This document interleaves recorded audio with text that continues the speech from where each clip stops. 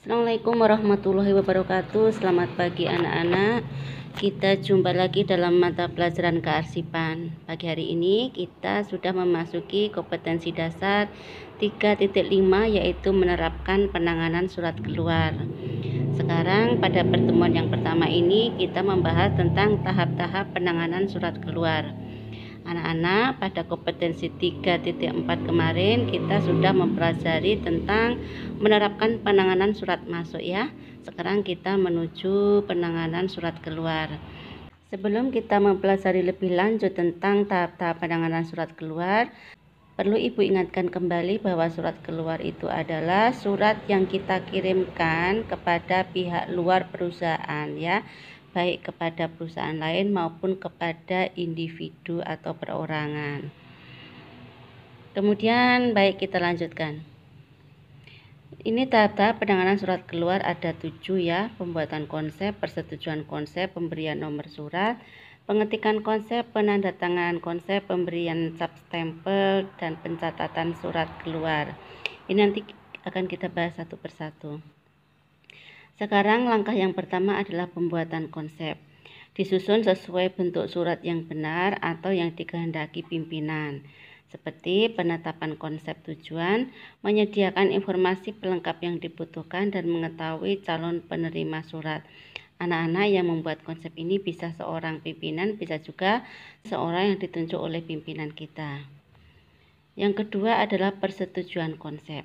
Setelah konsep selesai dibuat, harus terlebih dahulu disetujui oleh pihak yang bertanggung jawab terhadap surat tersebut. Dalam hal ini biasanya adalah orang yang akan menandatangani surat. Oke. Maksudnya begini anak-anak ya. Yang membuat konsep itu bisa pimpinan, bisa sekretaris, bisa juga seseorang yang ditunjuk untuk membuat konsep.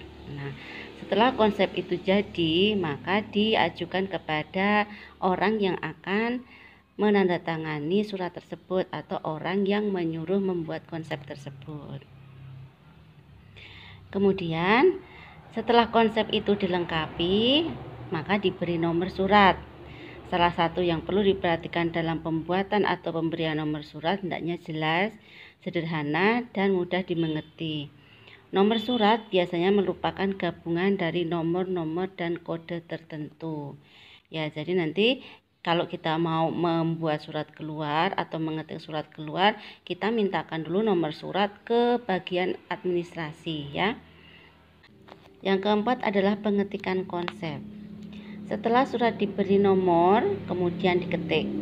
Dalam proses pengetikan ini akan dilakukan biasanya hal-hal sebagai berikut. 1.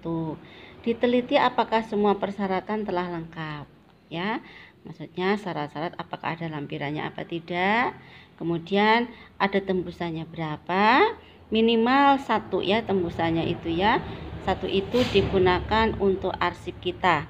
Jadi nanti yang asli nanti dikirim ke alamat yang dituju, kemudian tembusannya untuk arsip kita. Kemudian memprioritaskan pengetikan surat yang lebih penting dahulu dilihat dari segi waktunya. Jadi utamakan dulu surat-surat yang perlu penanganan segera atau perlu balasan segera ya.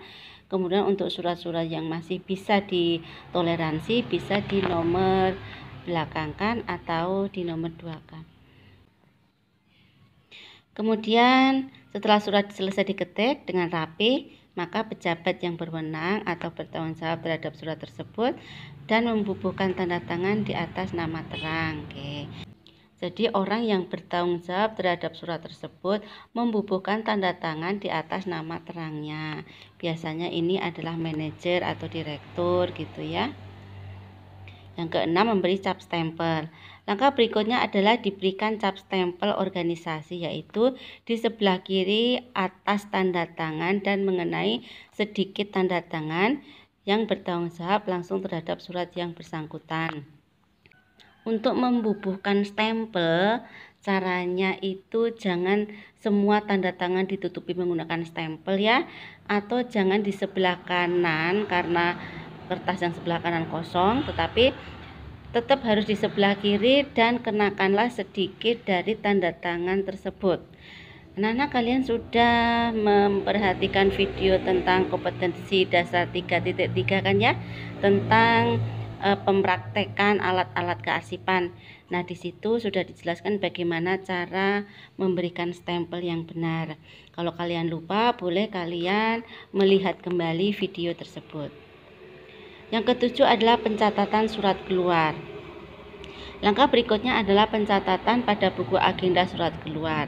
Yang dicatat adalah nomor urut, tanggal, ini tanggal surat ya, tujuan surat itu surat akan ditujukan kepada siapa, perihal surat itu apa, kemudian nomor surat ya, kemudian lampiran ada atau tidak nanti dicantumkan di situ, kemudian asal surat itu dari siapa ya, dari mungkin dari bagian kepegawaian atau dari bagian pemasaran dan sebagainya, dan keterangan ini bisa diisikan dengan kode arsip.